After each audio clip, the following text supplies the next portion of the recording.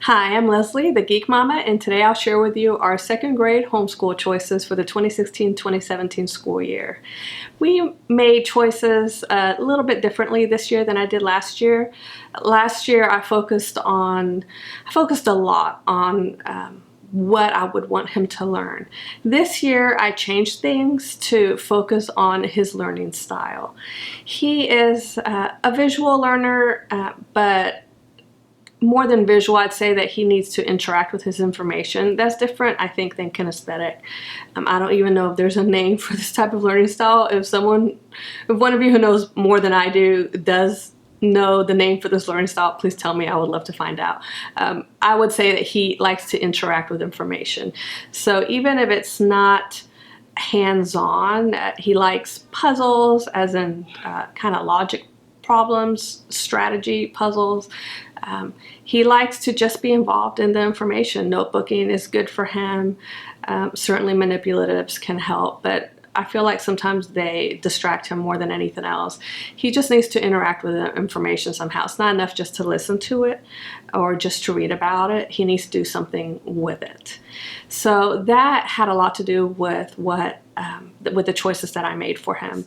This year we're focusing on reading and writing, and of course he's second grade, so of course we will focus on that.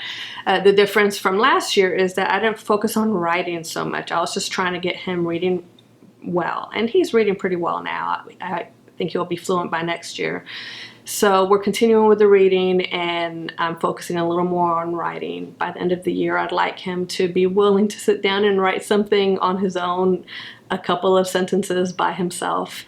He doesn't have a lot of confidence in that yet, and so that's my goal for him this year, to really be confident in writing and not be stressed by the thought of sitting down and writing a couple of sentences on his own.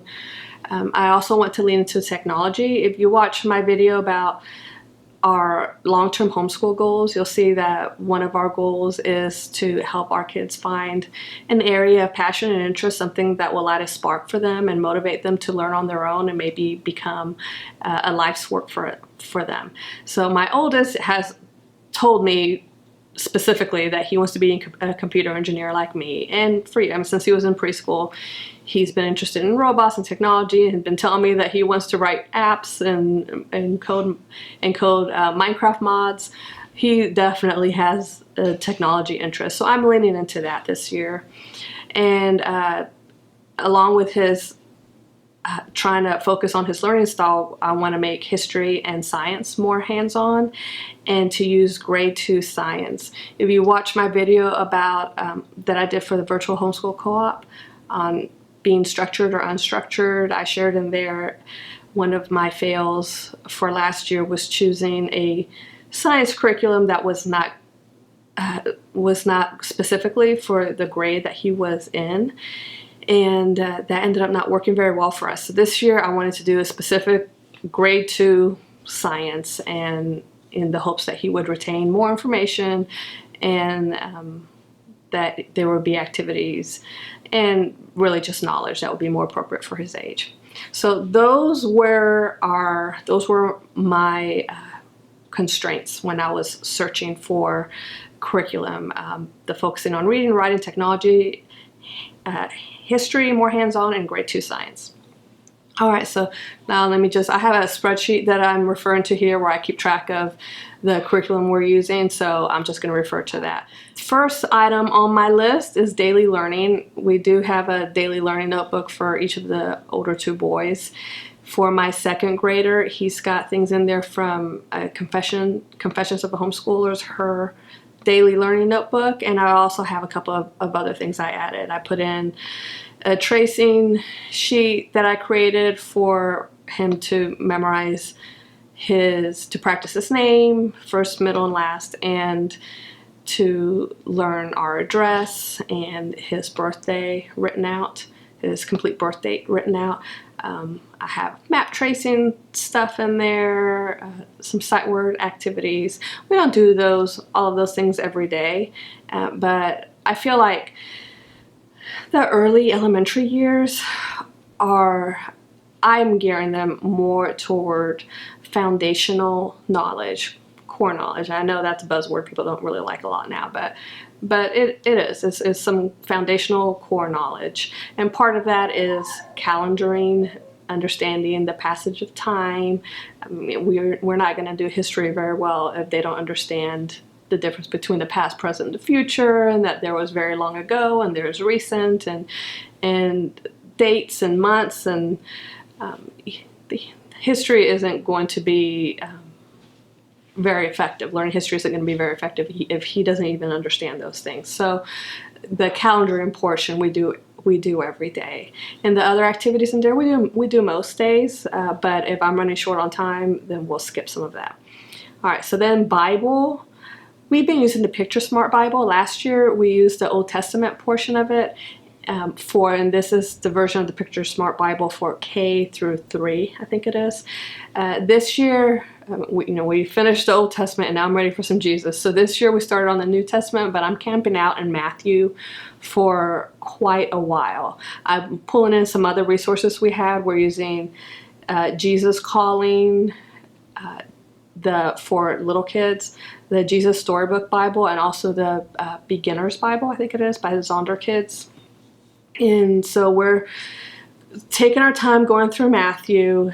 Some days, one day we'll do one of each of these activities, read in one of these books, or watch a Matthew DVD that I got where it goes word for word through the book of Matthew. It's a movie. It's very well done. You can find it on Amazon. So we're just going to take our time going through Matthew, and as we go through Matthew, this is the life of Jesus that we're talking about, so I really want my kids to stop and consider and meditate, and for us to have plenty of time for conversation, and so we're not going to rush through that. All right, so for math, we've been using Matthew C. Michael will be in Matthew C beta this year.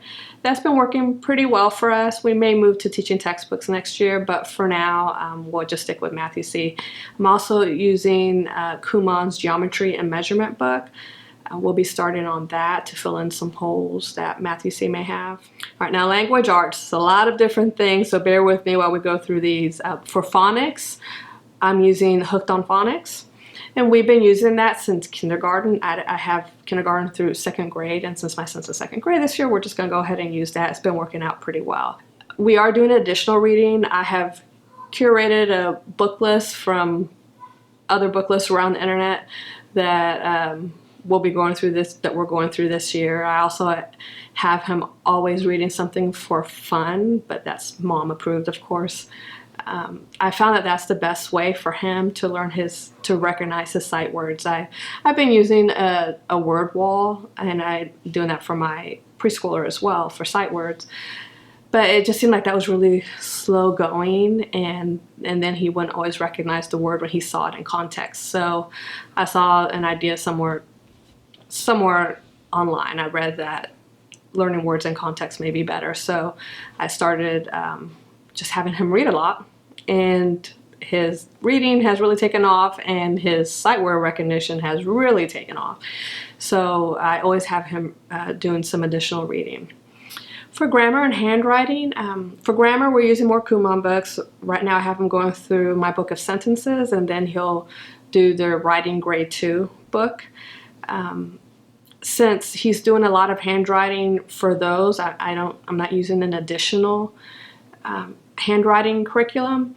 We used Reason for Handwriting last year, and I thought about moving him to the cursive or the transitional book this year, but I really wanted him to have more practice. I felt like he needed it in his handwriting and just manuscript writing, so I'm just waiting on that. And I just tell him when he's doing when he's doing any writing in any subject, I remind him that I'm also going to be looking at his neatness. So please do his best work and use his best handwriting. So that's what we're doing for that. I'm also pulling in some worksheets from Language Smarts Level C for grammar and spelling and just wherever they fit in.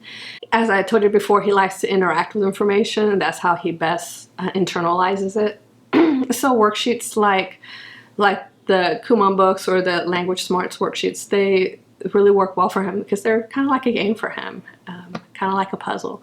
So those work really well for him. And This past summer I pulled in some Mad Libs Junior, so I may do that this coming up year as well for fun, just to get more practice with parts of speech. For spelling, we're continuing with All About Spelling. Michael's in level 2 this year. All About Spelling has worked pretty well for him, but I'm also pulling in Spelling UC, the Jack and Jill version level of it. We haven't started that yet. I actually ordered it after we started school, realizing that I really needed a little something extra for him.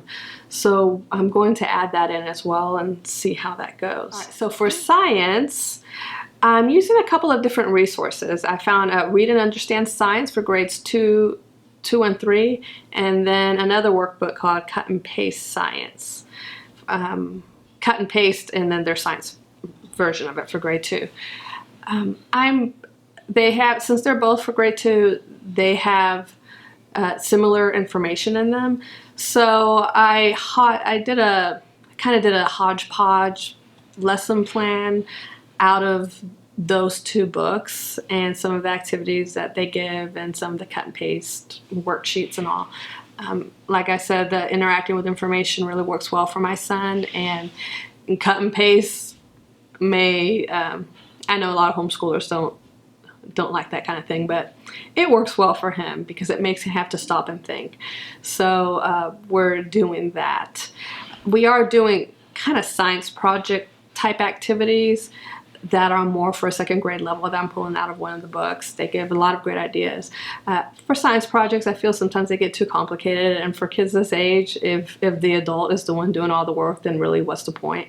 But I'm really happy with these resources because I feel like they give ideas for things that the kids can do themselves at that age and that really help them internalize those concepts. I'm also adding in some technology for science. I created a little technology curriculum for him. I'm pulling in a couple of Usborne books as resources to look at what's inside a computer and how computers work. We'll take apart some things I have laying around the house, and then after Christmas probably I'll start teaching him Scratch Junior, which is a coding platform that MIT created for young children to teach them coding concepts. So he's really excited about that. For history, we're using Story of the World Volume 1, and I'm really excited about this. It seems like a fun way to learn history. I got the activity book, so we're using the student pages from the activity book, and we'll also read some of the books like picture books that they recommend, and do some of the activities. I'm hoping that we do a lot of those activities. I'm not really a crafty type of girl, but I know that my kids will really have a lot of fun with it. So I'm really hoping that I'm able to do a lot of those activities. I think that'll make school a lot of fun for them, and really help not just my 2nd grader, but even my preschooler understand history a little bit better.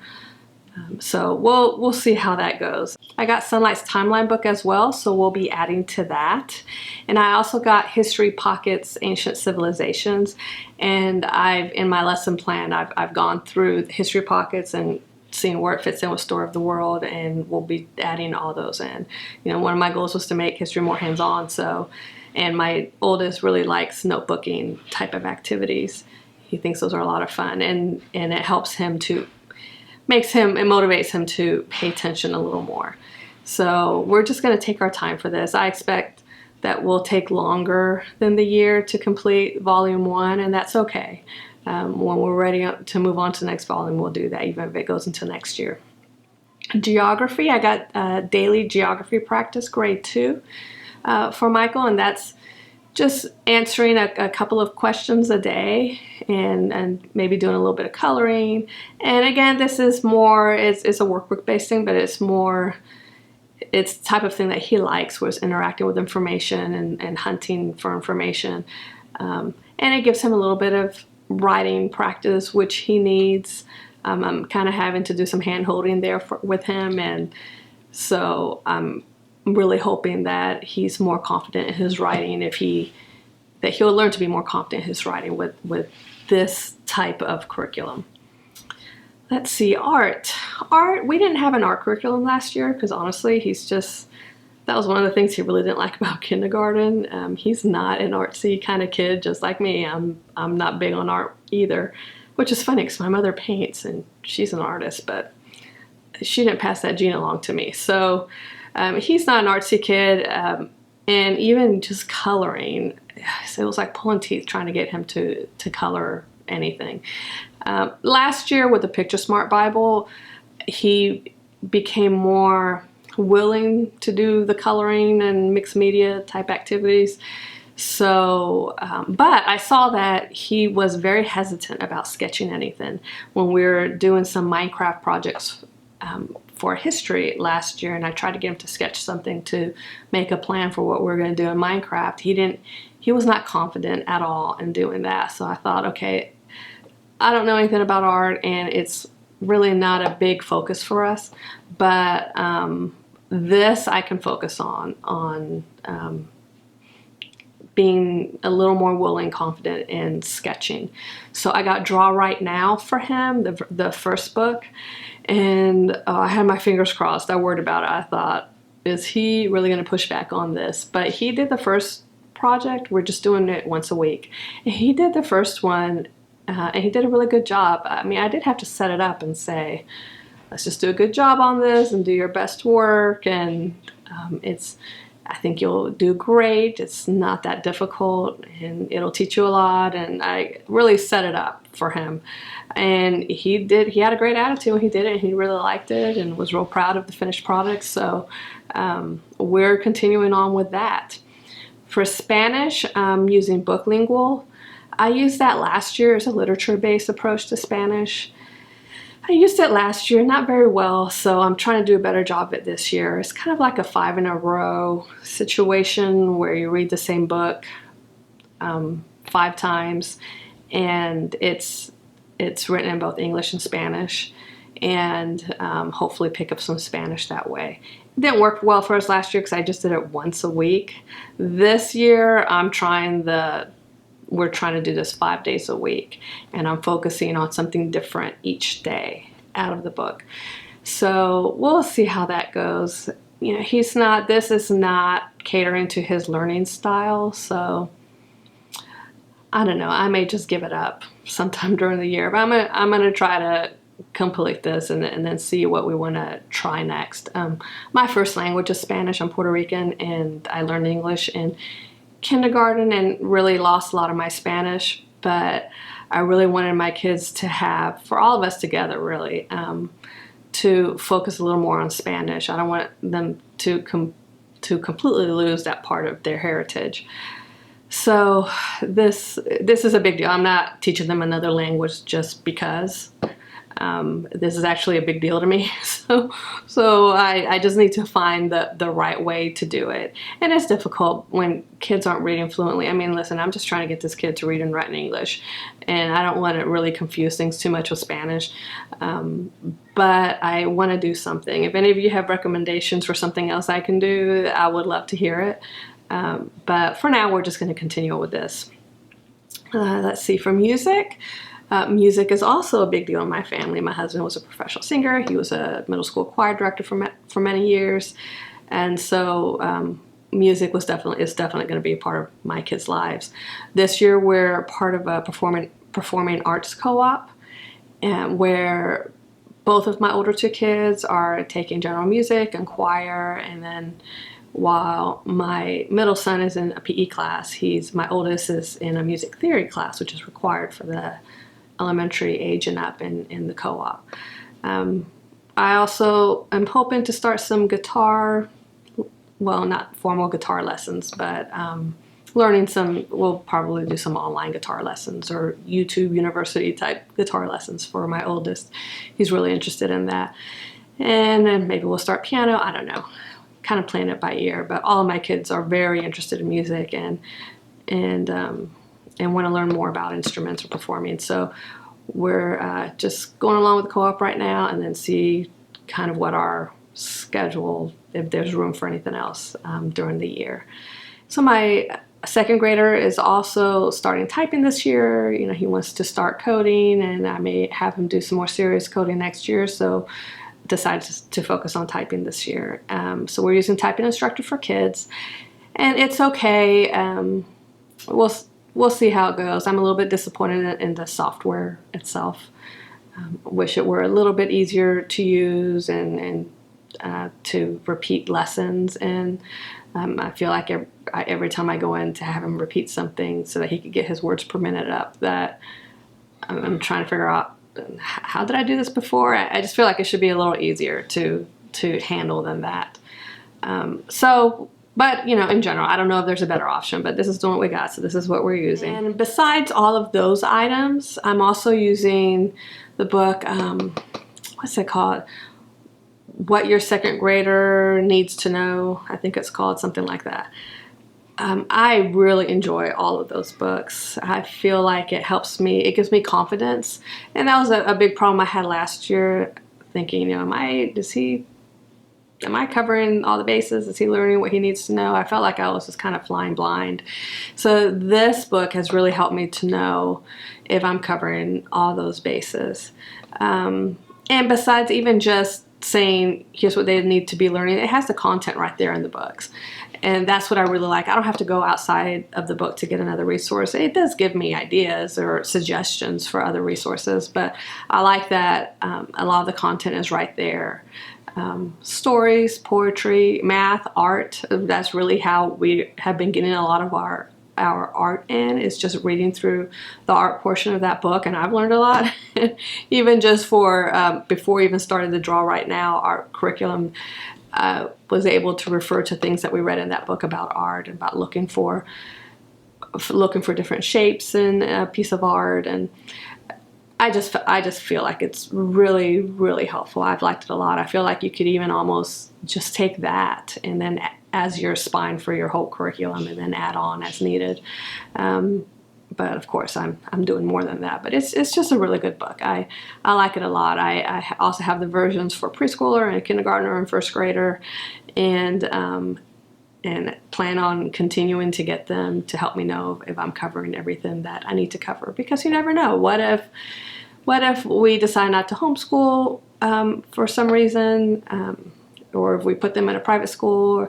I just want my kids to not be missing too much because of my own failing. I don't want to leave a big hole in their education that makes it difficult for them if they're in a more traditional classroom setting. So I found that book to be really helpful to me this year. So those are our second grade homeschool choices. If you like this video, please give it a thumbs up. And if you'd like to get more nitty-gritty about our homeschool, please subscribe. Until next time, I will talk to you later. Bye-bye.